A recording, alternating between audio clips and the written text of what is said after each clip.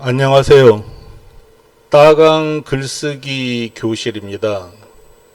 7번째입니다. 앞에서 한 거는 한꺼번에 볼 수 있게 메뉴판에 보면은 있어요.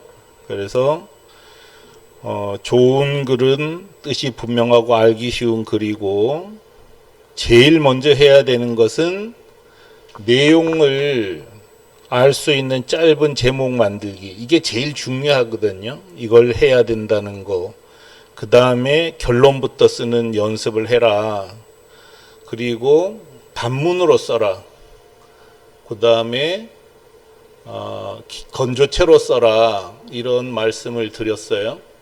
오늘은 똑같은 얘기죠. 간결하게 써라. 왜냐? 그냥 저는 글 쓰는 가장 중요한 방법은 알기 쉬우면 된다는데, 알기 쉽게 쓰면 된다는 생각을 하고 있기 때문입니다.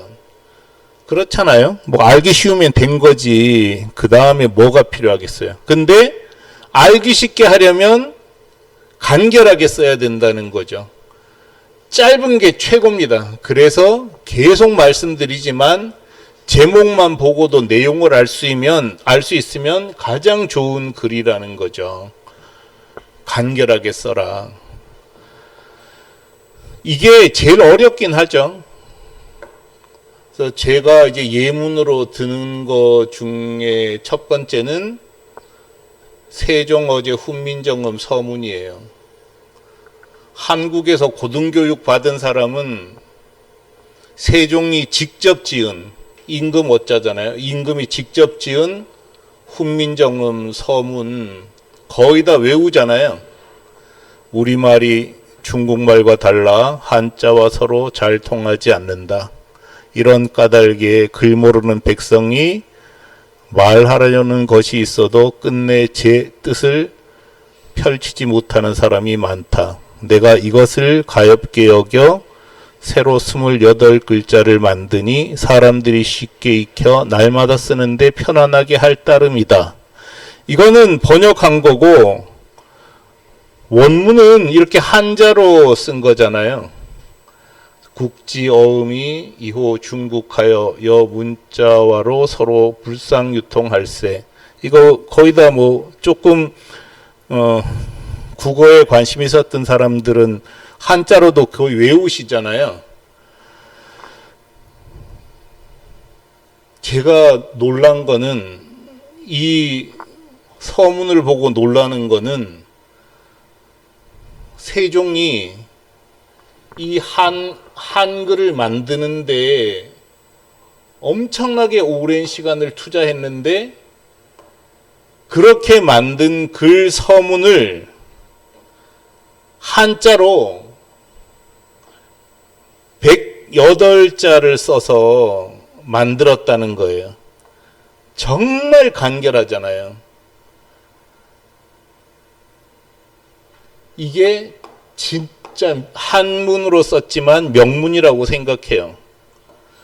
자, 세종은 1397년에 태어났어요. 1397년에 태어나서 1418년에, 그러니까 21세 정도에 즉위를 했고, 한글을 만든 게 1443년이에요. 만든 게. 창제가 만들었다는 뜻이거든요. 완성했다는 뜻이에요. 완성하고 반포를 1446년에 하잖아요. 그럼 1418년부터 1443년 사이에는 15년이라는 시간이 있는 거잖아요. 15년이죠. 그죠? 15년이라는 시간 동안 이제 15년에 걸쳐 만들었다는 건데, 15년, 17년, 15년. 이 기록은 잘 안 나오는데, 김수롱 박사는 1426년 무렵에 한글을 만들 고민을 하는 기록이 있다고 그러더라고요. 직접 뭐 전화해서 물어본 거니까 맞을 거예요. 그 전거 하니까 이제 근거는 나중에 좀 붙여 놓겠습니다. 어쨌든 하루아침에 만드는 건 3년 사이에 만든 게 아니잖아요. 무려 15년을 만들었는데 그렇게 오랫동안 애써서 만든 한글 창제 서문이 한자로 달랑 108자라는 거예요. 그렇지만 지금 읽어도 명문 중에 명문입니다. 만든 동기 또는 이유가 정확히 기록되어 있습니다.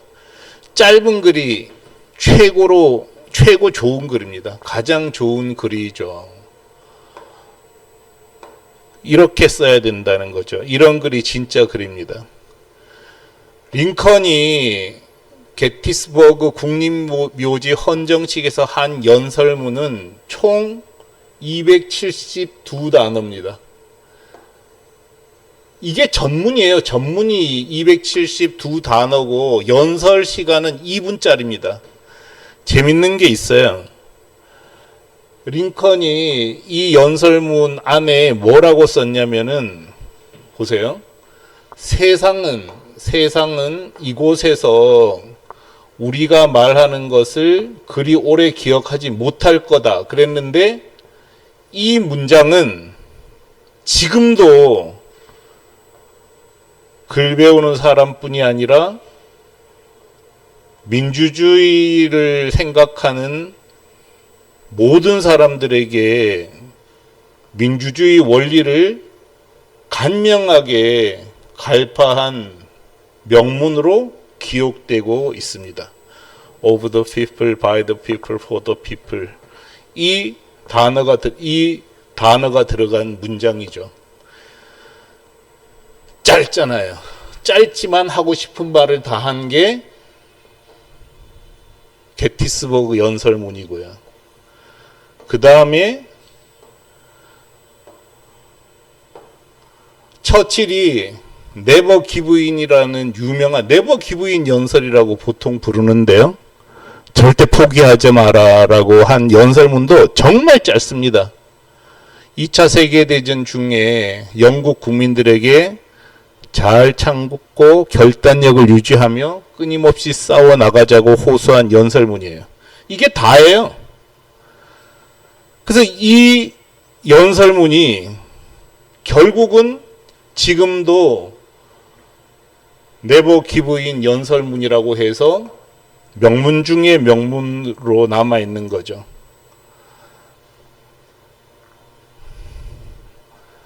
이게 교훈이다. 포기하지 마라. 포기하지 마라.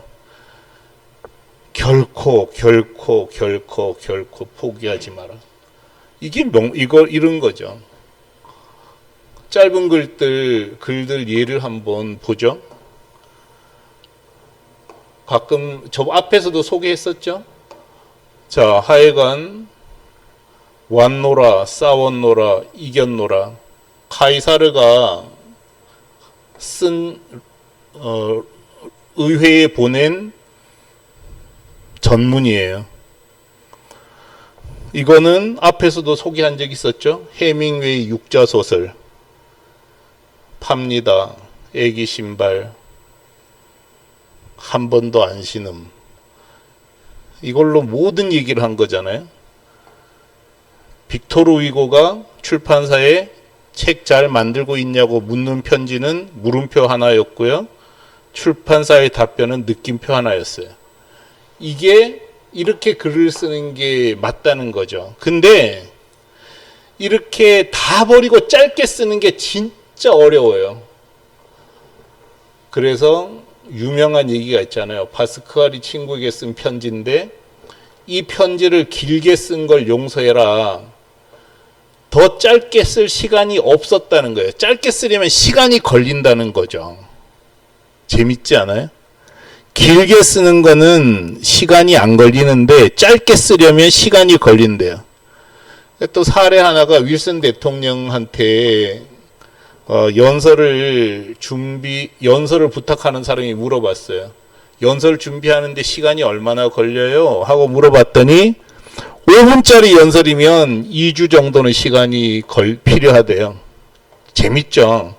10분짜리는 일주일, 30분짜리는 2, 3일이면 된대요. 하지만 1시간 동안 얘기하는 시간이 있다면 지금 당장 해도 된대요. 무슨 얘기겠어요? 핵심을 압축하고 요약해서 전달하는 게 정말 어려운 거라는 거죠. 주저리 말하고 길게 얘기하는 거는 어려운 게 아니에요. 그래서 간결하게 말하거나 쓰는 것이 오히려 더 많은 생각과 준비를 필요로 한다는 것을 보여주는 거죠. 긴 연설은 많은 내용을 담을 수 있어 상대적으로 준비가 쉽지만 짧고 간결하게 핵심을 전달하는 건 매우 어렵기 때문에 더 많은 시간과 노력이 필요하다는 거죠. 잘 버리는 사람이 정리 잘하는 사람이잖아요. 잘 버리는 사람이 정리 잘하는 사람이잖아요. 그래서 글은 버리는 겁니다. 길게 쓰는 게 아니라요. 짧게 쓰고 쓴 거를 버리는 거. 이게 글쓰기라는 거죠. 조금이라도 필요 없는 것은 과감히 버리라는 거죠. 조금이라도 필요 없는 것은 과감히 버리는 게 좋은 글을 쓰는 요령이라는 거죠. 그래서 뜻만 통하면 되도록이면 다 버리려고 애써야 된다는 거죠. 근데 내가 이걸 어떻게 쓴 건데 버려요. 그래서 잘라서 여기도 붙이고 저기도 붙이고 해서 넉마를 만드는 거죠. 이 글은 계속 말씀드리지만 짧게 쓰려고 해도 뜻을 제대로 전하지 못할까 봐 걱정이 돼서 자꾸만 덧붙이게 되어 있어요. 그래서 초보자일수록 글이 너저분해지는 거죠. 고수는 잘 버리는 사람입니다. 부호, 접속사, 첩어, 겹치는 말 말이에요. 이거 다음 시간에 이 얘기를 하려고 이번 시간을 이렇게 원론을 얘기하는 거예요. 대명사, 수사, 형용사, 부사 뼈다귀만 남겨놓고 다 버려버려요. 그러면 글이 깔끔해집니다. 근데 놀랍게도 다 버려도 뜻을 전하는 데는 거의 부족하지가 않아요. 이게 글 잘 쓰는 요령입니다. 짧게 다 버리고 뼈대만 남기게. 그래서 간단한 게 최고다. 이런 문장이 나온 거고 이걸 이제 활용한 거죠. 뭐 레오나르도 다빈치가 직접 했는지 안 했는지 잘 모르겠어요. 근데 뭐 이렇게 나와요. 기록에 보면 단순한 게 궁극의 정교함이다. sophistication. 그래서 교묘하다 이런 뜻이라고 봐야죠. 절묘하다 혹은 복잡하다. 근데 궁극의 정교함이다. 그래서 단순한 게 진짜 정교한 거다 이런 뜻이죠. 그래서 앤디 워홀도 똑같이 응용을 했어요. 그래서 간결하게 써라. 제발 좀 다 버려라.